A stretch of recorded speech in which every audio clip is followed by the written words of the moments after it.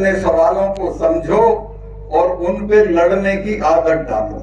और बड़ी बात तो ये है कि 2 साल बाद चुनाव है, इकट्ठा होकर अगर वोट कर दोगे तो ये सब दिल्ली से भाग जाएंगे, किसानों का राज होगा, किसी से कुछ मांगने की जरूरत नहीं होगी। अभी यूपी में जो इलेक्शन हुआ उसका नतीजा नहीं आया है, पर मैं पश्चिमी यूपी का बता रहा हूं, जहां मैं घूमा हूं इस सवाल को लेके, किसी गांव में कोई मिनिस्टर घुस नहीं पाया। लोगों ने कहा कि हमारे यही मताजी हो, हम जब धरने पे बैठे थे तब कहां थे तुम? स्मृति ईरानी को तो कई किलोमीटर दौड़ाया उसकी गाड़ी। तो मैं ये निवेदन करना चाहता हूं कि राज बदलो, अपना राज बनाओ, इकट्ठा रहो। लोग तुमसे भीख मांगेंगे, तुम्हें भीख मांगने की कोई जरूरत नहीं है।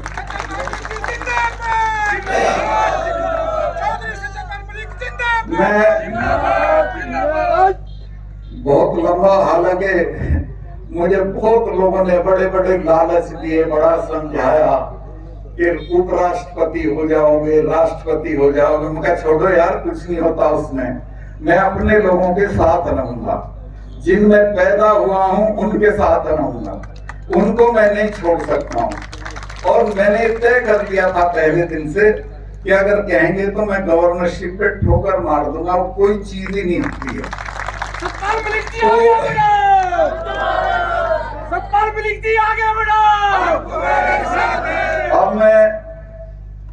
अब में से शराब तो जरूर पीता होगा कोई ना कोई।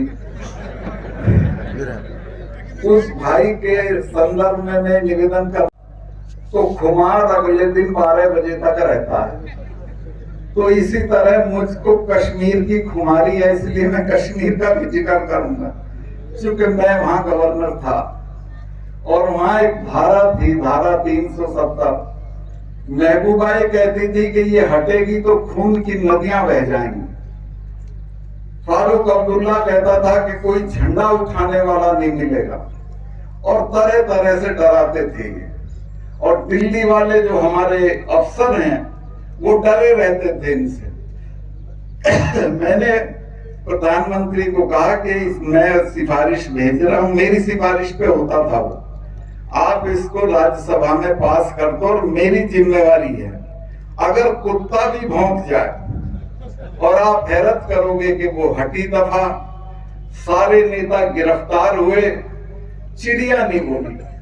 और मेरे पूरे कार्यकाल में मुझे एक भी कारतूस फायर नहीं करना पड़ा।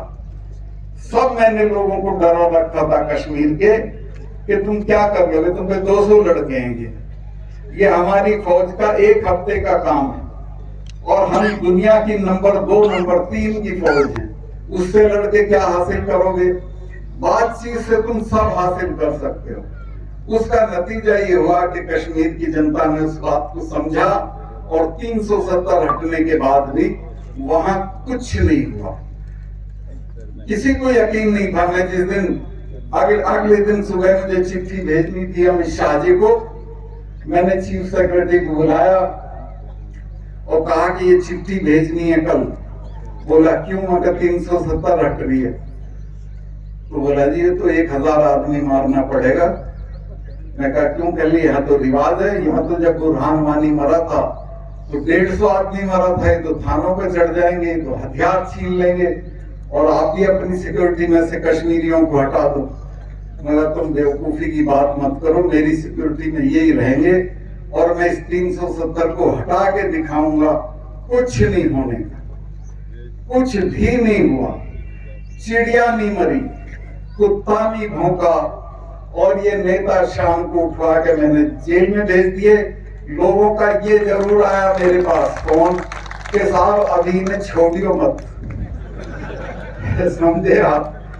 तो मैं तो बल्कि इस बात से नाराज था कि प्रधानमंत्री ने उन्हें छोड़ के और बुला के चाय पिला दी, जिसकी कोई जरूरत नहीं थी। शेख अब्दुल्ला 10 साल जेल में रहे थे, ये तो साल ही भर हुआ था इन्हें, तो ये बदनाम थे। मैंने लोगों को कहा कि आपके बच्चे मरते हैं, इनका तो कोई मरता नहीं है, अब के इनको देखने दो। तो कह रहे नहीं वे वो दफा 370 भी हट गई, 27A भी हट गई और कुछ नहीं हुआ। वहां अमन चैन है और अमन चैन रहेगा। तो मैं बहुत लंबा भाषण कर दिया।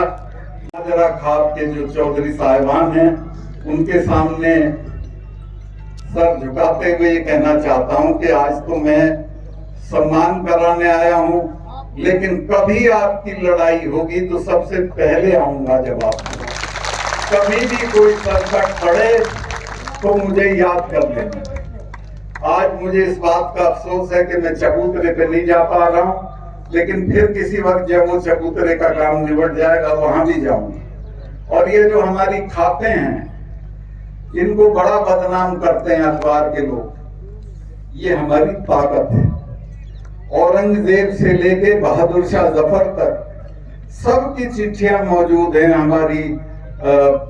दादाजी कौन सी है वो, हाँ सोरम खाप मुजफ्फरनगर में। सबने हमें आजादी दे रखी थी कि अपने फैसले ये खुद करेंगे। और हमारा जो मलिकों वाला टाइटल है ये बादशाह ने दिया था इसलिए कि ये अपना जो फैसले हैं वो अदालत में नहीं खुद करेंगे और वो फैसला माना जाएगा। तो ये खाप हैं, इनकी ताकत बढ़ाओ, इनके चौधरियों का सम्मान करो और आपस में इकट्ठा रहो।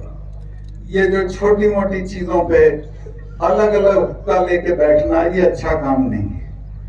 कोई भी हो, मैं सबको कह रहा हूं, ना तो हम पे महल हैं, ना हम पे राजस्थान वालों की तरह हवेलियां हैं कि उनकी मरम्मत करके होटल खोल देंगे। हम पे तो कुछ है ही नहीं, छोटी छोटी जमीन है। और इसको भी आप लड़के खोलोगे तो कहीं नहीं पहुंचोगे। मैं एक बात और निवेदन करना चाहता हूं, तुम पैदा भी नहीं होने देना चाहते, इनको पैदा भी होने दो और इनको कॉलेजों में भेजो। मैं गवर्नर था बिहार में, फिर था उड़ीसा में, फिर था कश्मीर में, सब जगह मैं कन्वोकेशन पे बुलाया जाता था। और आपको ये जान के हैरत होगी कि अगर 22 गोल्ड मेडल होते थे तो 18 लड़कियों के होते थे, 4 लड़कों के होते थे। ये जहां भी जाती हैं, चाहे वो खेल कूद हो, मैंने तो कहा लड़कों से, मैं यार संभल जाओ, तुम पे तो रोटी भी पानी नहीं आती है, तुम कैसे करोगे? कुश्ती का मेडल ये लेंगी, कबड्डी का ये लेंगी, मुक्केबाजी का ये लेंगी, तुम क्या करोगे? तो ये अगर इनको पढ़ाओगे तो बहुत दूर तक जाएंगे। ये इनकी शिक्षा करो, अच्छी जगहों पे भेजो और शादी होती रहेगी, पहले इनकी पढ़ाई पूरी कराओ। ये पढ़ के अफसर बनेंगी, तुम्हारा नाम ऊंचा करेंगे। इसके अलावा जो आपके लड़के हैं, एक तो मुझे बहुत तकलीफ होती है, पता नहीं आपके यहाँ क्या है, हमारे यहाँ तो वो 40 गांव की चिट्ठी फाड़ देते हैं जब बुढ़ा मरता है। मैंने कहा भाई क्या कर रहे हो? ये 40 गांव के लोगों को खाना खिलवा के सूरजमल हो जाएगा क्या? कर्जे में लदे हुए हैं, लेकिन चिट्ठी 40 गांव की फाड़ते हैं।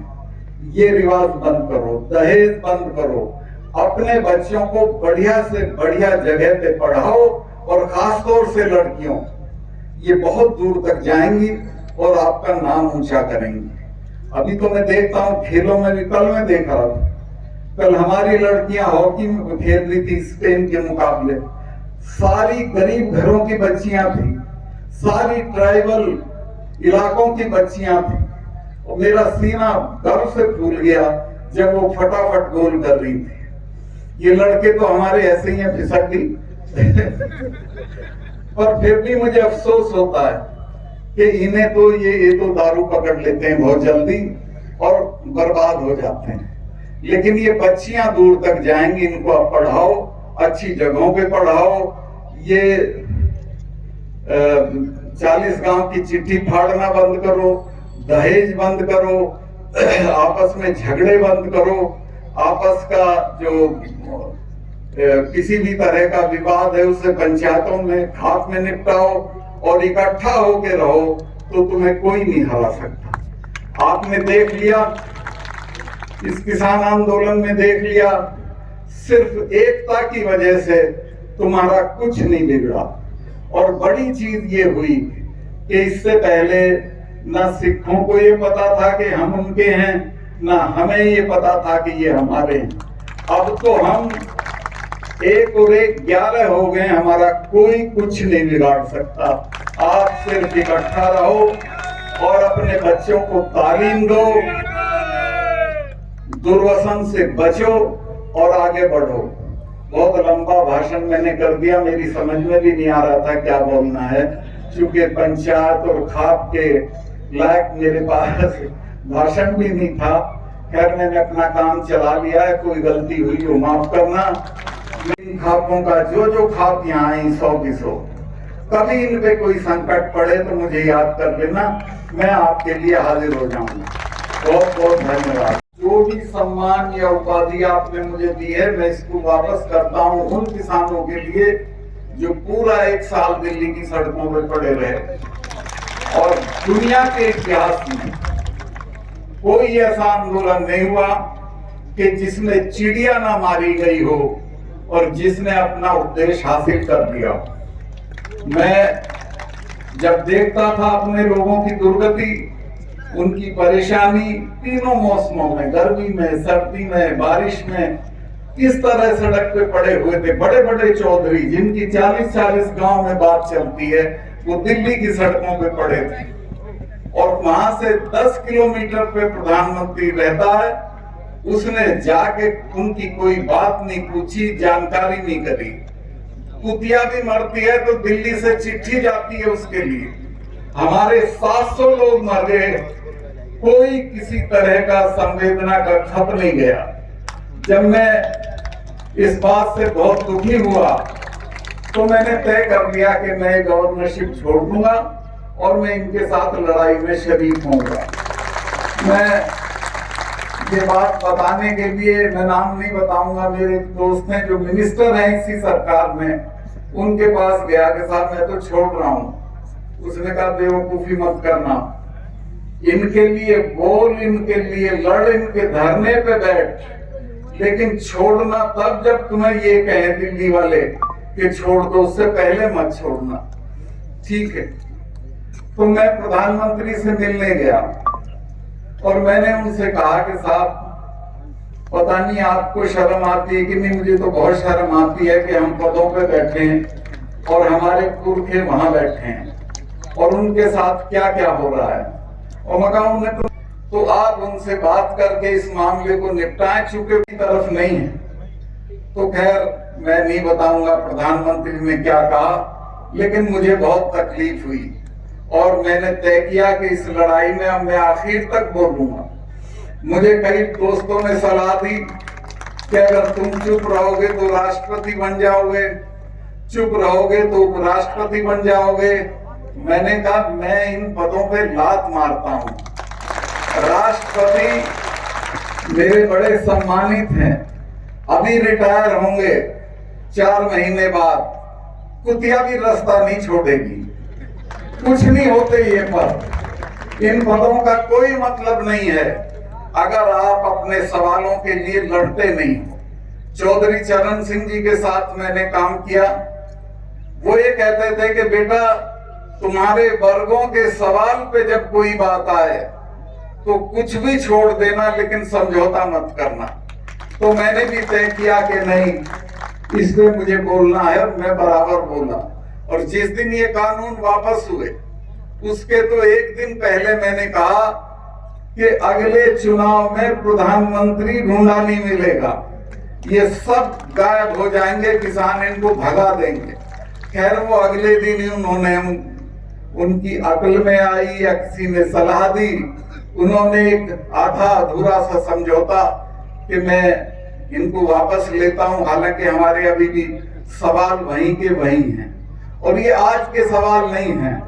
चौधरी छोटू राम जी के जमाने से किसान की फसल के दाम का सवाल ऐसा ही खड़ा है। चौधरी साहब मिलने आए थे गवर्नर से, गवर्नर ने कहा कि चौधरी साहब दूसरी बड़ी लड़ाई चल रही है, मुझे गेहूं की जरूरत पड़ेगी। छोटू राम जी ने कहा बहुत अच्छी फसल है, मैं कार से आया हूं लाहौर से, जितना चाहिएगा गेहूं दे देंगे। तो गवर्नर ने कहा मैं 3 रुपए मन पे लूंगा। चौधरी साहब ने कहा कि गेहूं तो ले ले, लेकिन दाम तो नहीं तय करेगा, दाम मैं तय करूंगा और गेहूं में 7 रुपए मन पे दूंगा। तो गवर्नर चुप हो गया। चौधरी साहब ने कहा कि गवर्नर ने उनसे कहा, चौधरी साहब ने कहा कि गलतफहमी में मत रहना, मैं अभी जा रहा हूं लाहौर, कहता हुआ चला जाऊंगा पंजाब और हरियाणा के किसानों को खड़ा खेत फूंक देंगे, एक दाना तुम्हें नहीं देंगे। खैर गवर्नर डरे और उन्होंने उनके जो चीफ मिनिस्टर थे सर सिकंदर हयात खान, उनको बुलाया और उनको कहा कि भाई तुम्हारा तो मिनिस्टर बड़ा अनाड़ी है, वो तो ऐसे ऐसे कह गया। तो सिकंदर हयात खान ने कहा कह नहीं गया, वो कह देगा तो जल ही जाएगा, अगर उसने कह दिया तो किसान खड़ी फसल फूंक देंगे, आपको नहीं देंगे। लेकिन मैं ये बात इसलिए उठाई, एक तो आप भूल रहे हो अपने पुरखों को, चौधरी छोटू राम को, चरण सिंह को और उनसे पहले के भी जो लोग हैं उनको। हमारी फसल का दाम वो तय करते हैं, हम तय नहीं करते हैं। अब के ये निर्णायक लड़ाई थी कि इसमें एमएसपी लागू हो जाए तो फसल का सही दाम मिलेगा, लेकिन एमएसपी क्यों नहीं लागू हो रही? प्रधानमंत्री का दोस्त है जिसने 50 एकड़ में गोदाम बना दिया है पानीपत में, ये कानून पास होने से पहले। उसको सस्ता गेहूं चाहिए, वो आपका सस्ता गेहूं लेगा और महंगे में बेचेगा। तो ये है लड़ाई बुनियादी। मैं आपसे निवेदन करना चाहता हूं कि अब ये धरने देना छोड़ दो, अब सड़कों पे बैठना भी छोड़ दो, इकट्ठा होके अपना राज बना लो, राज बदल दो, किसी से मांगने की जरूरत नहीं। मैं तो ये गवर्नरशिप का मेरा 6 महीने 7 महीने बचा है, इसके खत्म होते ही पूरे उत्तर भारत में घूम के किसानों को कहूंगा कि एक हो जाओ, इकट्ठे हो जाओ और दिल्ली पे अपना राज बनाओ, ताकि तुमसे लोग मांगे, तुम्हें मांगने की जरूरत ना पड़े। हम मांगते हैं, ये समझते हैं हम भीख मांगे, ये हमें कभी दाम नहीं देते। तो खैर ये बात मैं यहाँ छोड़ते हुए, एक हीर रांझा किसी ने लिखी थी कभी, उसका नाम भूल जाता हूं, किसी बुजुर्ग को याद होगा। तो उसने हमारी बिरादरी के 17 अवगुण गिनाए थे, नाराज मत होना आप। उसमें एक ये भी था कि ये अपने भाई के साथ न्याय नहीं करेगा, उसमें ये भी था कि दूसरे की जूतियों में बैठेगा, अपने के सिंहासन पे भी नहीं बैठेगा, ये भी था कि ये एकता करके नहीं चलेगा। तो मैं ये कहना चाहता हूं कि एकता के साथ रहने की कोशिश करो, रहो, इकट्ठे रहो, अपने सवालों पे लड़ो, लेकिन आपस में मत लड़ो। अगर इकट्ठा होकर रहोगे तो दुनिया में कोई ताकत नहीं है जो तुम्हारी बात इस देश में ना चले। मैं एक बात आपको ये भी बताना चाहता हूं कि इस आंदोलन के दौरान जिस दिन टिकैत का लड़का रोया, मैंने भी देखा उसे, मेरा उस परिवार से बहुत पुराना परिचय भी है और उसके बड़े भाई के हमारी मलिकों की लड़की ब्याही है, मैं तो उसे पैसे दे के आता हूं। तो मेरे से भी बर्दाश्त नहीं हुआ। मैंने 11 बजे होम मिनिस्टर को फोन किया और कहा कि ये गलत काम हो गया है, ये रोया है और इसका रोना सारे देश में दिखा दिया मीडिया ने। जींद का तो मैंने ये भी बताया कि लोग सड़क पे आ गए हैं और इसके घर में, इसके घेर में 1000 आदमी पहुंच गया। अगले दिन वहां पंचायत थी मुजफ्फरनगर में। मैं कहा अगर मुजफ्फरनगर की पंचायत में इसके भाई ने कोई हिंसा की बात कह दी तो देश में हिंसा रुकेगी नहीं आपसे। खैर मैं उनकी तारीफ करूंगा इस बात के लिए उन्होंने मेरे से कहा कि तुम उसको समझा दो। मैं कहा मैं नहीं समझाऊंगा, एक शर्त पे समझाऊंगा, आप अगर ये आश्वासन दे कि उसकी गिरफ्तारी नहीं होगी। उन्होंने कहा कि उसे कह दो उसकी कोई गिरफ्तारी आज नहीं होगी और वो मेरे से बात कर ले।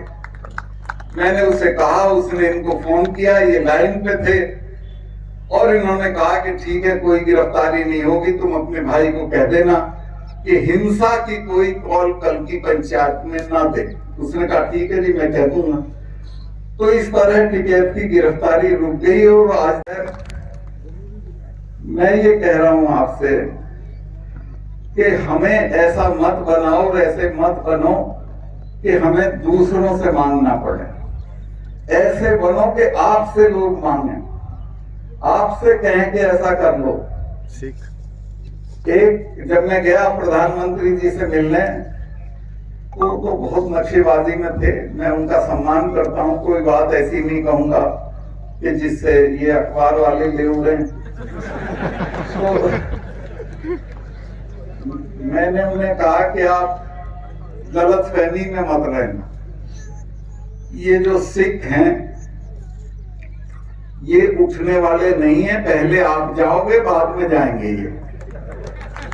ये वो हैं जिनके गुरु ने अपने लड़कों के सर कटवा दिए थे 4-4 के और समझौता नहीं किया था।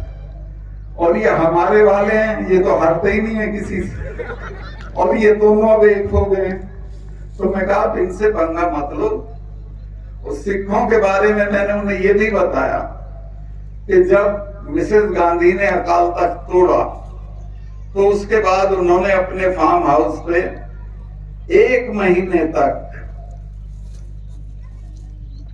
महामृत्युंजय का पाठ कराया। अरुण नेहरू उनके भतीजे थे, मेरे दोस्त थे। उन्होंने मुझे बताया कि मैंने कहा कि फूफी आप तो इन चीजों पे यकीन नहीं करती थी। तो उसने कहा भैया तू जानता नहीं है इनको, ये मुझे मारेंगे, बिल्कुल नहीं छोड़ेंगे। इन्होंने कोई नहीं छोड़ा आज तक जिसने अकाल तख्त पे हाथ उठाया। और वही हुआ, मिसेस गांधी भी गई, जनरल वैद्य पूना में गया, डायर दिल्ली में गया। तो मैंने कहा साहब किसी से पंगा लेने से पहले उस बिरादरी का मिजाज समझ लेना चाहिए। ये सिखों का और जाटों का मिजाज समझ के तब इनसे आप पंगा लें, वरना मेरी राय ये है कि कुछ ले दे के इनको निपटा दो। बोले क्या हो? मगर 2 काम मत करना, एक तो इन पे लाठीचार्ज मत करना, दूसरे इनको खाली हाथ मत भेजना। फिर जब वो लाल किला हुआ तो एक किसान यूनियन के नेता भी डर गए कि पता नहीं क्या बड़ा अपराध हो गया। और ऐसा पूरे देश के अखबार और मीडिया में आया कि जैसे देशद्रोह का काम हो गया हो। कहाँ झंडा फहरा दिया था भाई? वहां तो नहीं फहराया था जहां प्रधानमंत्री फहराता है। एक खंबा खड़ा था, उस पे एक लड़के ने झंडा चढ़ा दिया। मैं एक बात पूछना चाहता हूं, मैं अगर किसान आंदोलन का नेता होता तो मैं यही बात कहता कि ये बताओ इस लाल किले पे किसका हक सबसे ज्यादा है? जिन सिखों के गुरु की तेग बहादुर की गर्दन काटी गई हो लाल किले के बाहर, उसके बच्चों का ज्यादा है या और लोगों का ज्यादा है? ठीक है। और इस लाल किले पे उनका, हमारे तो गीत नहीं गाए जाते लाल किले के बिना। भरतपुर माने लाल किला, भरतपुर 3-3 बार लाल किले पे चढ़ के आया, तो हमारा अधिकार है झंडा फहराने का या किसी दूसरे का है? और एक जानकारी आपको और कि हमारे गीतों में, हमारी कहानियों में, हमारे किस्सों में लाल किला ही लाल किला रहता है जब से हमने होश संभाला है। मैं चौधरी चरण सिंह जी के साथ था, मैं और बागड़ी जी देवीलाल जी के पास गए और हमने कहा चौधरी साहब इसमें आ जाओ चरण सिंह जी की पार्टी में। देवीलाल जी बोले छोड़ो यार क्या पार्टी है तुम्हारी। तो मैंने फिर बागड़ी जी को कहा कि वो एक रिवासा कांड हो गया था, आपने सुना नहीं होगा ज्यादातर लोगों ने। जिसमें एक माँ और बेटे को पुलिस ने नंगा करके कोठरी में बंद कर दिया था। तो मैं कहा साहब ऐसे ऐसे कांड हो गया है, हम वहां पब्लिक मीटिंग कर रहे हैं, आप चलना। चरण सिंह जी ने कहा मैं चलूंगा। तो हमने पब्लिक मीटिंग करी, आप मेरे यकीन करो 1 लाख आदमी आया आपसे। लेकिन जब हम गए तो वो सब छितरे खड़े थे। मैंने बागड़ी जी को कहा कि सीधे स्टेज पे चलो। मैं तभी एमएलए चुना गया था 2 महीने पहले। तो खैर स्टेज पे चले गए। मैंने कहा मुझे माइक दे दो आप। मैंने कहा देखो जिस आदमी को हम लेके आए हैं इसका नाम चरण सिंह। इसने नागपुर के सम्मेलन में जवाहरलाल का हाथ पकड़ लिया था कि मेरे रहते किसानों की जमीन नहीं जाएगी और कोऑपरेटिव की खेती नहीं होगी। और ये जो जिससे तुम डरे हुए हो बंसीलाल से, ये तो बिना मिसेस गांधी से पूछे पेशाब करने नहीं जाता है। तो इसके साथ रहोगे कि उसके साथ रहोगे? और मैं कहा आप हरियाणा के चौधरी लोगों हमारा साथ दे दो, मैं 6 महीने में चरण सिंह जी को लाल किले पे चढ़ा दूंगा। आप मेरा यकीन करें, ये लाल किले की बात बिजली की तरह गई और सारी भीड़ स्टेज के पास आके चरण सिंह जी का जय जयकार करने लगी। मुझे चरण सिंह जी ने कहा बेटा कुछ मत कर, 5 ऐसे जलसे हरियाणा में कर दे और ये लाल किले का सपना दिखा दे, ये सब खड़े हो जाएंगे। और वही हुआ, पूरे देश की जट्टात खड़ी हो गई और चरण सिंह जी 6 महीने तो नहीं और 10 महीने में लाल किले पे चढ़ गए। तो मैंने कहा कि भाई लाल किले पे हमारा हक है, हमको दोषी मत बनाओ, हमारे लड़कों को देशद्रोही मत कहो, इन पे मुकदमे मत करो। चले गए, चढ़ा दिया। और वो भी कोई पार्टी का झंडा नहीं था, निशान साहब था जिसके लिए हजारों सिखों ने कुर्बानी दी हुई थी। खैर इस बात को मैं यही रोकता हूं। अब मैं वापस इस बात पे आना चाहता हूं कि अगर आप इकट्ठा नहीं रहोगे, अपने सवालों को नहीं समझ जी भाई मोबाइल थोड़ा नीचे कर ले। मैं तो नहीं था जी, बस तो आपको मतलब आपको लगा कि इन लोगों को बोलना चाहिए था जी। नहीं बोला भाई, ये मेजोरिटी में है पार्लियामेंट में जी और 700 किसान मर गए, खड़े तक नहीं हुए जी। किसान वर्गों के लोग, जी। मैं उनका नहीं कह रहा जी। मोदी और शाह नहीं है, जी। किसान वर्गों के लोग। जी जो किसान वर्गों के चुने हुए थे उन्हें जी। तो खड़े होना चाहिए था, जी। कोई नहीं हुआ। जी सर देश के लिए किस पार्टी को फिट मानते हैं आपकी नजरों में? अभी तक कोई है ऐसा कोई जो देश को आगे ले जा सके, पार्टी की किसानों को बात आगे नहीं ले कह जा रहा, सके? मैं सिर्फ ये कह रहा हूँ किसानों को ये सीखना चाहिए कि वो अपना राज बनाएं, अपने वर्ग के लोगों को चुन के भेजें और अपनी सरकार बनाएं ताकि मांगना ना पड़े, उनसे लोग मांगे। जी पार्टी के बैनर ये हो जाएगा बैनर तो यहाँ जब देखिएगा आप इमरजेंसी में सरकार बदली थी तो कोई बैनर नहीं था, लोग खुद खड़े हो जाते हैं, खुद हो जाएगा। जी तो मान कर चले सर, जो जयप्रकाश नारायण जैसे जो आंदोलन छिड़ा था वो देश में आने जा रहा है। 100% इस बार के पार्लियामेंट के चुनाव में आपको ये लगेगा कि नए लोग खड़े हो गए, नई पार्टियां खड़ी हो गई और वही जीतेंगी, उन्हीं की सरकार बनेगी। आप अगुवाई कर सकते हैं सर 10 महीने बाद इस आंदोलन की? मैं कर तो सकता हूँ पर मैं खुद कहूँ ये अच्छी बात नहीं है। जो भी अगुवाई होगी मैं उसमें शरीक रहूँगा। सर, अगर लोग आपके पास आते हैं, पॉलिटिकल पार्टीज आपके साथ पास आती हैं 2024 के पार्लियामेंट चुनाव में, क्योंकि बड़ा चुनाव दिल्ली का होता है, जी। तब आप you will lead from the front. कोई जब आएगा तब मैं इसका जवाब दे दूंगा आपको। जी तो ये मान के चले कि आने वाले चुनाव में किसानों की आने वाले अहम चुनाव भूमिका में होगी। मैं गवर्नरशिप खत्म होने वाली है मेरी 7-8 महीने में, पूरी ताकत लगा के पूरे उत्तर भारत में कैंपेन करूंगा और इनको भगाऊंगा। जी सर, तो ये पद से हटा देंगे आज और पद कोई बड़ी चीज होती है? मैं कोई माँ के पेट से गवर्नर पैदा हुआ था, मुझे बिल्कुल डर नहीं लगता और कभी नहीं लगा, आज ही नहीं पहले भी मैं छोड़ चुका हूँ ये चीज। Thank you sir.